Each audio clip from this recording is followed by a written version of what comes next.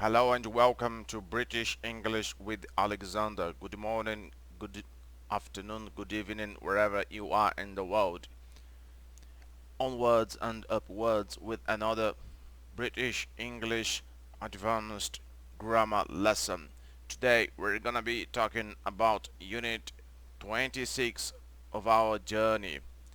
We're gonna be talking about double W8 questions with who, whom, which, how, and whose. Okay, but before we get started, please, I'd like to invite you to subscribe to this channel. Share the content with English learners and English students all over the world so we can help the channel to grow. And by that way, English students are gonna be able to improve their English, bringing it to the next level. Okay, this is an important lesson also, but it's not that difficult. I'd say that it's quite straightforward. So, without any further ado, let's go straight into the lesson. Okay, this is section A of our English grammar, advanced English grammar. We say W8 questions, W8 questions. For the questions that start with W8, so you can notice that all of these start with W8. Also for who or whom, which, exception of how, and then whose. Okay, let's go straight into that. Who refers to people and can be used as subject, object, or complement. For example, who owns that car? Who owns that car? Or who did you meet? Who did you meet? Or who was her father? So in the first example, when we say who owns that car, it's referred as a subject. Who owns that car? When we say who did you meet, it functions as an object. And when we say who was her father, it acts as a complement. So it might have the function of subject, object, or complement in the respective order of these examples. Now, when we add to who, it gets whom. Whom is used as a formal alternative to who as object and also directly after prepositions. For example, whom did you meet? You met someone. So you met someone, this someone is an object. So whom did you meet? And also directly after prepositions like to whom were you talking? To whom were you talking? You were talking to somebody, right? But this is a question. Okay, moving on. We also have which. Which. Which is used to refer to people when we want to identify somebody in a group. For example, which is your brother? Which is your brother? The one next to Luca. The one next to Luca. Talking about a photograph. And we can use which instead of who to talk about particular classes of people. For example, which do you think earns more, a teacher or a police officer? Which do you think earns more, a teacher or a police officer? A teacher or a police officer? Or we might also say, who do you think earns more, a teacher or a police officer? Okay, moving on to section B. We usually use which rather than who or what in questions before one or ones, and of as which is commonly used to ask or talk about a choice between one or more things. For example, I've decided to buy one of these jumpers. Which one do you think I should choose? Which one do you think I should choose? It's about a choice. Moving on. Which. This is another example. Which of you would you like to go first? Which of you would like to go first? Rather than who of. Sorry. Which of you would you like? Which of you would you like to go first? It's all about a choice between one or more things. Okay, now moving on to section C. When we use who or what as subjects, the verb that follows is usually singular, even if a plural answer is expected. For example, what is there to see in the town? What is there to see in the town?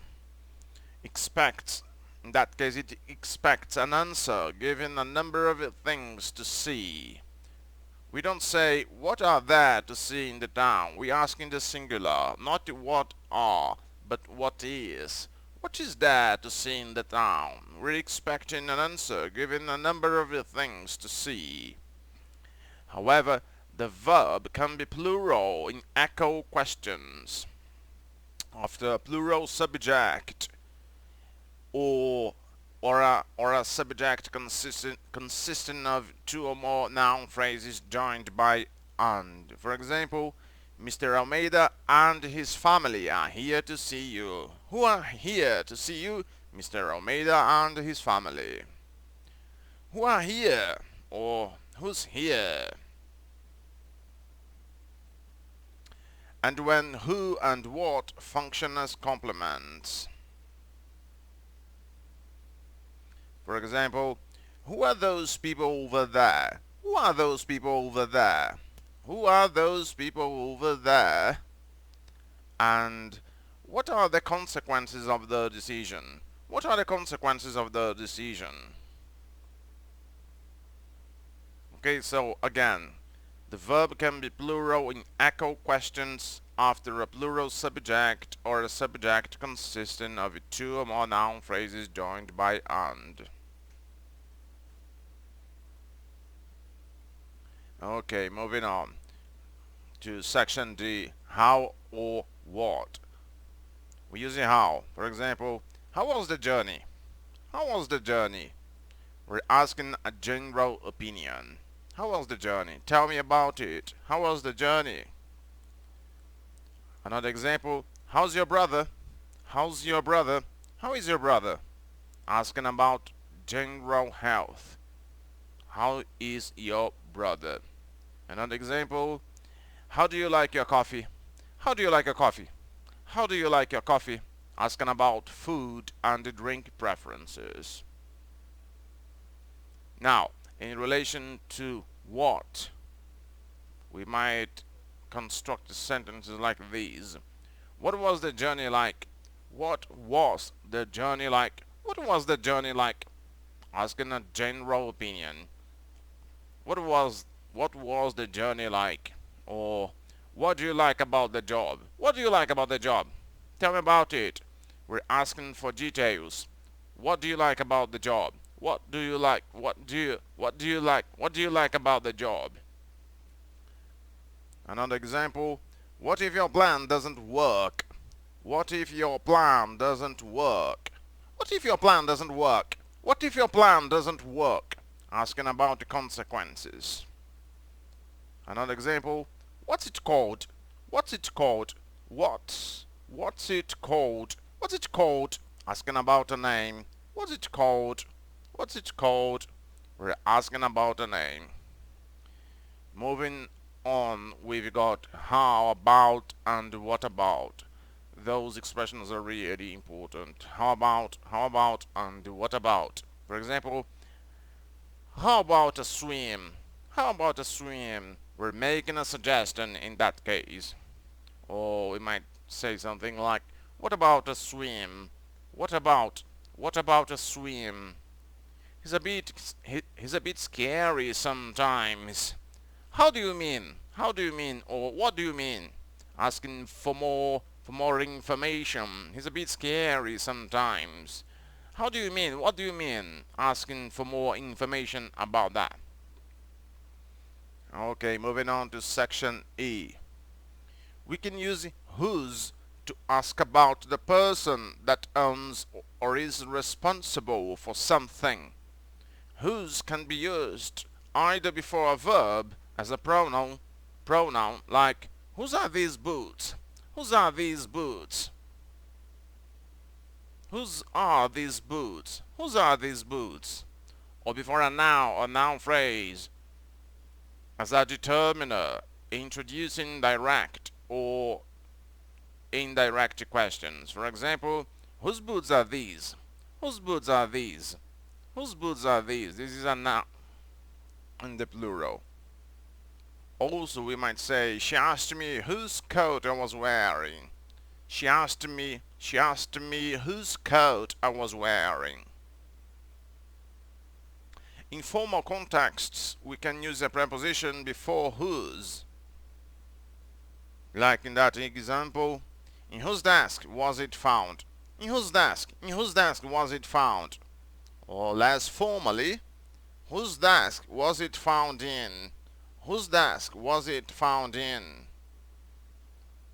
Whose desk was it found in? Less formally. However, in questions without a verb, a preposition comes before whose. For example, we're meeting at 9. In whose house? In whose house? Not whose house in. No, because there's no verb. So we say, we're meeting at 9. In whose house? And that brings us to the end of that lesson. I hope you've enjoyed it. It's all about the W8 questions regarding who, whom, which, how, and whose. If you need to go over the lesson from the start again, I hope you've enjoyed it. Please subscribe to the channel and share the content with English learners and English students all over the world who want to improve their English. Thanks for watching. Cheers.